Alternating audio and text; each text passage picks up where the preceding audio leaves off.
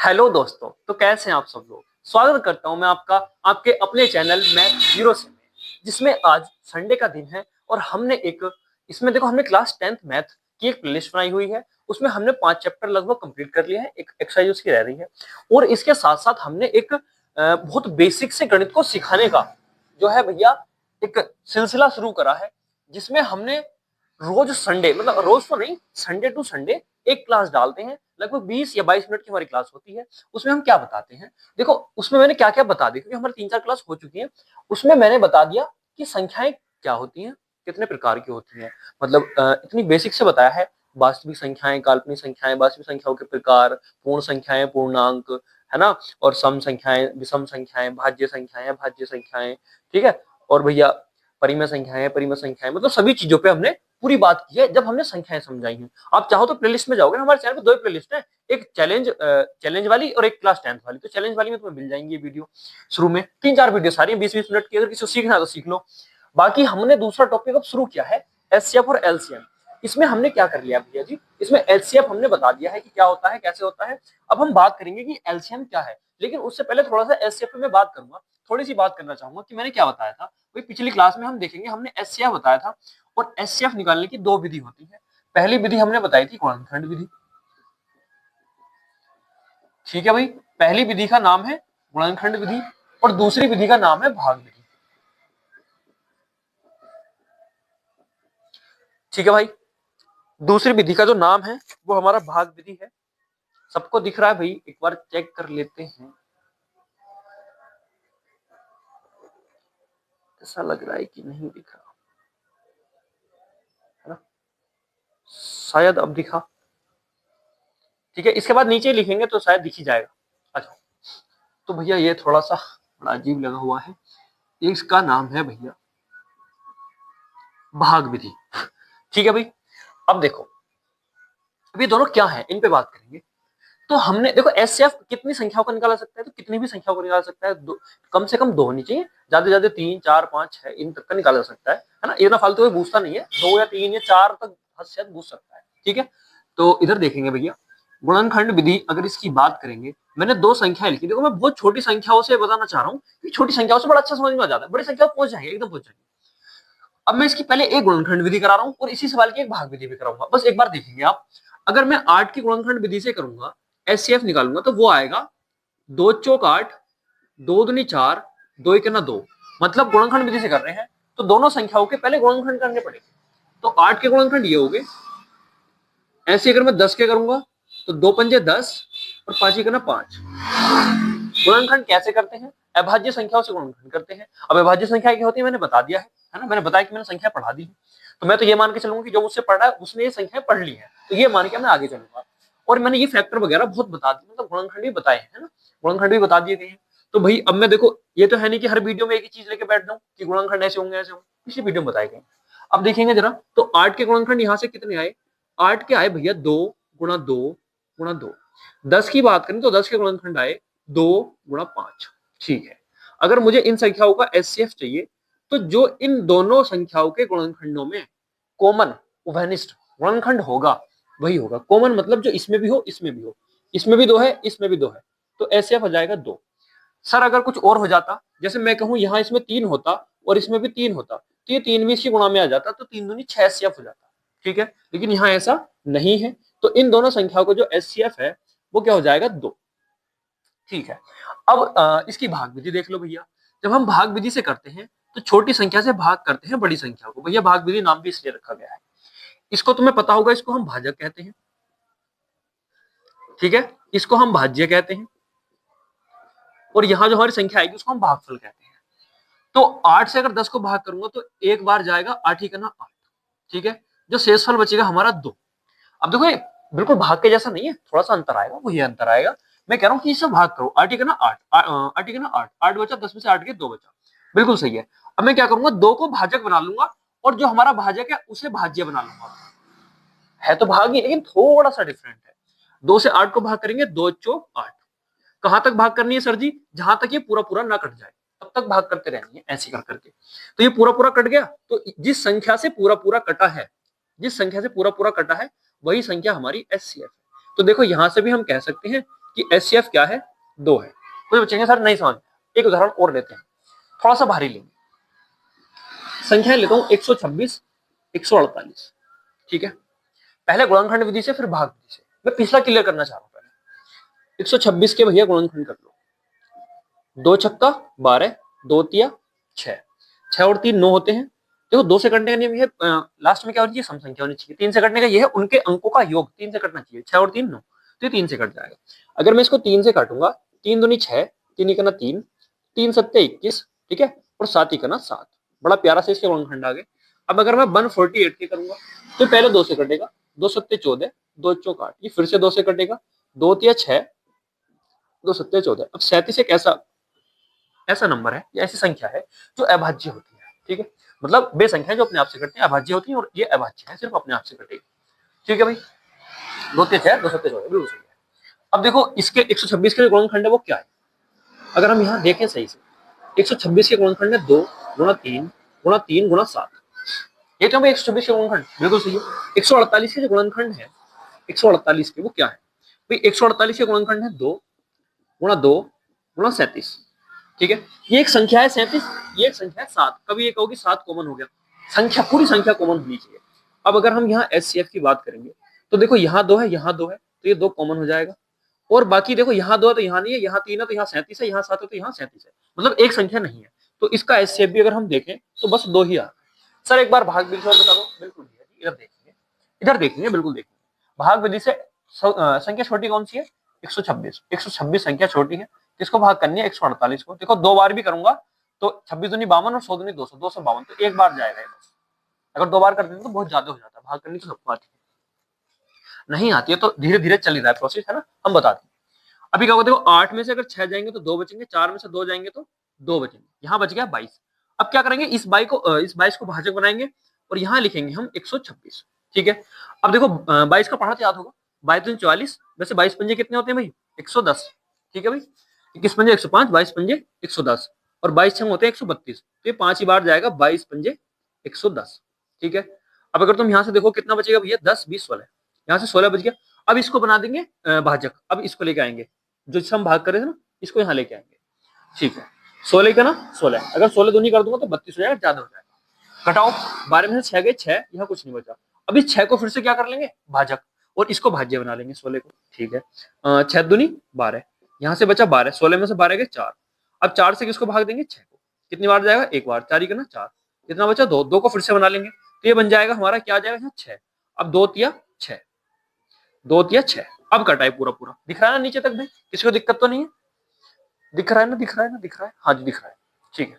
तो ये जो है भैया हमारा क्या हुआ, जो 6 है वो 2 से कटा 3 बार, पूरा पूरा यहाँ पे आके कटा है, ठीक है, पूरा पूरा हमारा कहाँ कटा है, यहीं आके कटा है। तो हम कह सकते हैं कि इसका जो एचसीएफ है भाग विधि से, वो भी कितना आया है, 2। जहां पे पूरा कट जाएगा वहीं पे इस भाग को रोकते हैं, वरना हम ऐसे ही करते रहते हैं, एक ही मेथड से क्या करते रहेंगे भैया, भाज्य को भाजक बनाते रहेंगे और शेषफल को भाजक बनाते रहेंगे, ठीक है। ये चीजें मैंने पहले ही बता दी है, तो मैं बहुत ज्यादा बात करना इनमें नहीं चाहता, यहाँ से आगे चलेंगे। लेकिन एक छोटी सी और बात है, वो ये है, जैसे ये 8 और 10 था, ये बहुत छोटी संख्याएं थी, ऐसा तो नहीं कि हम इनका मैसेज निकालने बैठेंगे, थोड़ा बेसिक पता होना चाहिए। बेसिक ये होता है कि एक ऐसी बड़ी से बड़ी संख्या, बड़ी से बड़ी होनी चाहिए, ठीक है। एचसीएफ की बात करो, एलसीएम में नहीं जा रहा हूँ अभी, एचसीएफ की बात करो, वह बड़ी से बड़ी संख्या जो इन दोनों संख्याओं को काट दे, है ना, जो इन दोनों संख्याओं को काट दे। अब देखो मैं इनको 2 से काटूंगा तो 2 से ये भी कट जाएगा, 2 से ये भी कट जाएगा, इससे बड़ी कोई संख्या ऐसी नहीं है जो इन दोनों संख्याओं को काट दे।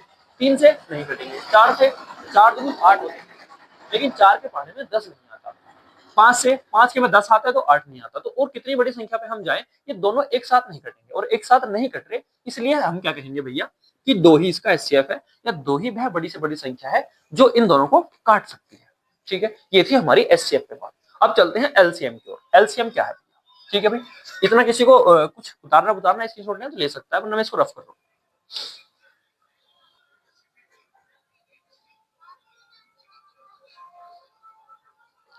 ठीक है भाई दोस्तों, अब चलते हैं एलसीएम की, है ना, बिना वक्त गवाए हम जाते हैं सीधे एलसीएम की। एलसीएम की 2 विधि है, पहली विधि का नाम गुणनखंड विधि, ठीक है, और दूसरी विधि इसकी भी क्या है भैया, भाग विधि है इसकी एक।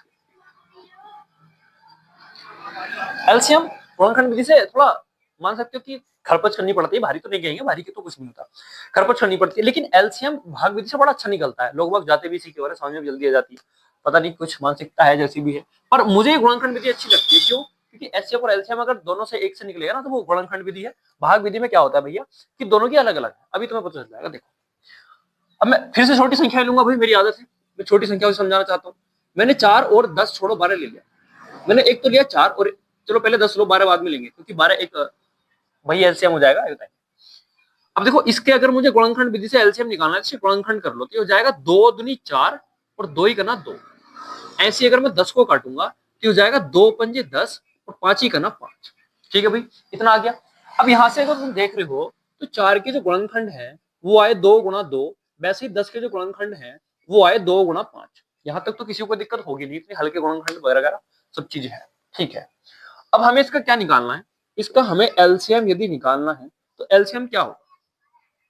पहले एलसीएम क्या है, थोड़ा सा बेसिक पे बात, थोड़े से बेसिक पे, तो थोड़ा सा इसका बेसिक ये है कि एलसीएम वह संख्या होती है जो इन दोनों संख्याओं से कट जाए और छोटी हो। बड़े मजे की बात है, इनकी फुल फॉर्म से पता चलेगा तुम्हें, क्योंकि एचसीएफ होता है हाईएस्ट कॉमन फैक्टर और एलसीएम होता है लोएस्ट कॉमन मल्टीपल। ठीक है, तो जो लोएस्ट है ना, लोएस्ट मतलब छोटी और हाईएस्ट मतलब ऊंचा, तो एचसीएफ वह संख्या है जो वह बड़ी से बड़ी संख्या है जो वो उन दोनों संख्याओं को काट दे। लेकिन एलसीएम जो है वह छोटी से छोटी संख्या है जो इन दोनों संख्याओं से कटेगी। अब देखो 4 और 10 दोनों से कटनी है तो या तो 10 हो या 10 से बड़ी हो। ऐसा तो अगर भी 10 से कटनी है तो 10 से बड़ा होना पड़ेगा या फिर 10 के बराबर होना पड़ेगा। ठीक है, चलो बड़ी अच्छी बात है। और अगर इन दोनों को काटेगी तो इससे छोटी होगी या इसके बराबर होगी, क्योंकि अगर इससे बड़ी होगी तो इनको नहीं काट पाएगी, वो एचसीएफ की बात है। लेकिन मैं एलसीएम पे चल रहा हूँ, तो पहले तो इसका मेथड देख लेते हैं। मेथड ये है, जो फैक्टर कॉमन है, जैसे कि ये 2 कॉमन है तो इसको तो लिखते हैं एक ही बार, बाकी जो बच गया ऊपर से ये 2 बच गया, नीचे से ये 5 बच गया, इसको गुणा में ऐसे का ऐसे लिख लेते हैं। ठीक है, तो यहां मैंने देखा 2 दूनी 4 और 4 पंजे 20, तो जो मेरा एलसीएम है वो कितना आ गया भैया? 20 आ गया। बिल्कुल सही है। थोड़ा सा और आगे चलते हैं। अच्छा, बेसिक मेथड मतलब इतनी छोटी संख्याओं को हम ऐसे गुणनखंड करके थोड़ी निकालेंगे। ठीक है, नहीं निकालेंगे भैया। देखो 4 का पहाड़ा पढ़ लो, 10 का पहाड़ा पढ़ लो। ठीक है, 4 दूनी 8, 4 के 12, 4 चौक 16, 4 पंजे 20 और 10 दूनी 20। तो 20 एक ऐसी संख्या है जो इसके पहाड़े में भी आती है, इसके पहाड़े में भी आती है, तो दोनों के पहाड़े में जो संख्या आ जाएगी हम कह देंगे कि वो एलसीएम है। ठीक है, यहां तक बड़े ही मजे से और आसानी से समझ में आया होगा। ठीक है, अब इसी की भाग विधि पे बात कर लेते हैं। यही 2 संख्याएं हैं, तो इनकी अगर भाग विधि की बात करें तो भाग विधि थोड़ी सी गुणनखंड विधि की जैसी है और उनको एक साथ किया जाता है। अब देखो इसमें पहले एक बार करके दिखा दो फिर बताता हूँ। देखो 4 किससे कट जाएगा? 2 से, बीच में कोमा भी लगा हुआ है, 2 दूनी 4। ठीक है, 10 भी कट जाएगा। ठीक है, 2 पंजे 10, 2 से काटो 2 ही करना 2। क्या 2 से 5 कट जाएगा? नहीं कटेगा, तो इसको ऐसे ही लिख लेंगे। लेकिन गुणनखंड में कभी भी ऐसा नहीं होता है। ठीक है, ये विधि है, भाग विधि कहा जाता है इसको। सही है, वो गुणनखंड में क्या होता है, अगर संख्या पूरी कट रही है तो कट रही है, नहीं कट रही तो नहीं कट रही। यहाँ तुम एक चीज भी देखोगे, यहाँ 2 संख्याएं हैं गुणनखंड में, एक संख्या के गुणनखंड होते हैं, दूसरे के अलग होते हैं। ठीक है, तो ये थोड़ा सा अंतर है। अब ये एक इनके सबके नीचे हमें एक बनाना होता है, तो यहाँ तो बन गया। तो ये किससे कटेगा? 5, सिर्फ 5 से कटेगा, एक अभाज्य संख्या, तो ये आ गया। ठीक है भाई, अब ये जो हमारे पास गुणनखंड आए हैं ना, यही हमारे एलसीएम, यानी कि इसका एलसीएम आ गया 2 गुणा 2 गुणा 5, 2 दूनी 4, 4 पंजे 20, तो ये आ जाएगा हमारा 20। बताओ भाई, यहाँ तक किसी बच्चों को दिक्कत बिल्कुल नहीं होनी चाहिए, और अगर मजा आ रहा हो तो एक बार लाइक कर दीजिए जरूर। ठीक है भाई, अब देखो एक उदाहरण और लेते हैं, अभी छोटा ही लूंगा मैं। हम 4 और 12, देखो मैंने ये उदाहरण छोड़ दिया, मैंने 12 को रफ कर दिया, क्यों? सुनो देखो, अब इसमें जो है हम क्या करेंगे, पहले गुणनखंड विधि से निकालते हैं। तो 4 के गुणनखंड किए हुए हैं, सिर्फ 12 के कर लो। तो 12 के जो गुणनखंड है वो हो जाएंगे 2 छक्का 12, 2 तिया 6 और 3 ही करना 3।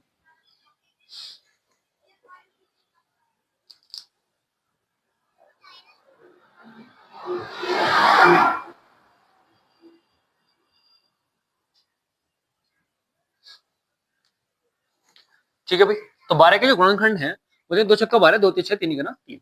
तो 4 के जो गुणनखंड थे वो क्या थे? 2 गुणा 2। 12 के जो गुणनखंड है वो क्या है? 2 गुणा 2 गुणा 3। ठीक है भाई, इतना समझ में आई? अब क्या होता है एलसीएम में, जो कॉमन है वो एक बार लिखा जाएगा, ये कॉमन है एक बार, ये कॉमन है एक बार, और ये बच गया तो इसको लिख लो। अगर कॉमन कॉमन की बात करते थे हमारा एचसीएफ हो जाता, तो इन दो संख्याओं का एचसीएफ कितना था 4, ठीक है।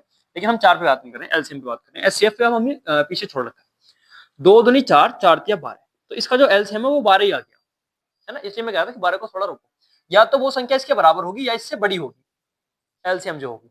कैसे देखो, ये अब जो हमारा 12 एलसीएम आया है वो इन दोनों के पहाड़े में आना चाहिए, तो 4 से 12 कट जाएगा, 4 तिया 12, 12 का 12 आ गया, तो ये बेसिक हो जाएगा थोड़ा सा, ठीक है। अब इसी को अगर भाग विधि से भी देखना चाहते हो तो एक बार देख लो, कोई दिक्कत नहीं है भैया। 4 और 12 लिखा, ठीक है।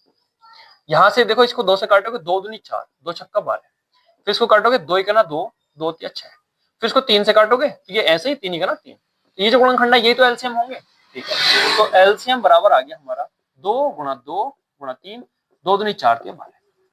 बताओ भाई, आया एलसीएम।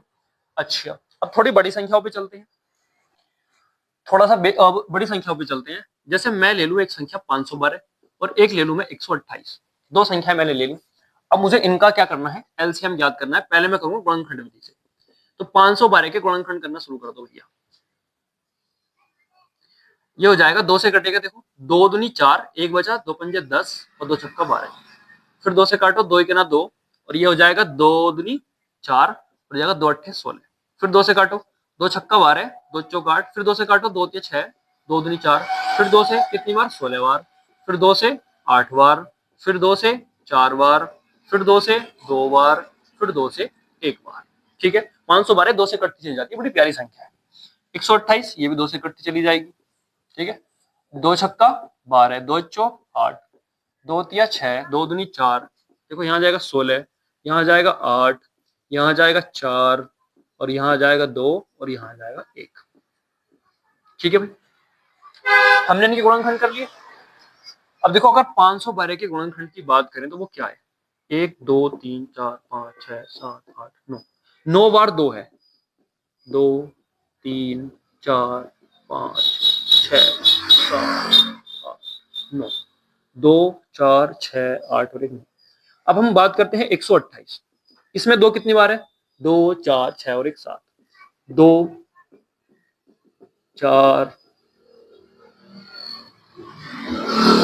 6 और 1 7, 2 4 6 और 1 7, ठीक है। अब अच्छा, इसके एचसीएफ, एक मिनट एचसीएफ देख लें, इसका एचसीएफ क्या होगा। इसका जो एचसीएफ होगा, जो कॉमन है, ये कॉमन है, ये कॉमन है, ये कॉमन है, ये कॉमन है, कॉमन कॉमन कॉमन, ठीक है।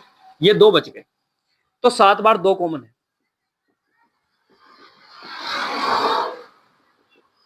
2 4 6 और 1 7, 2 दूनी 4, 4 दूनी 8, 2 दूनी 4, 4 दूनी 8, 8 दूनी 16, 16 दूनी 32, 32 दूनी 64, 64 दूनी 128, तो इसका जो एचसीएफ है वो कितना है, 128, ठीक है।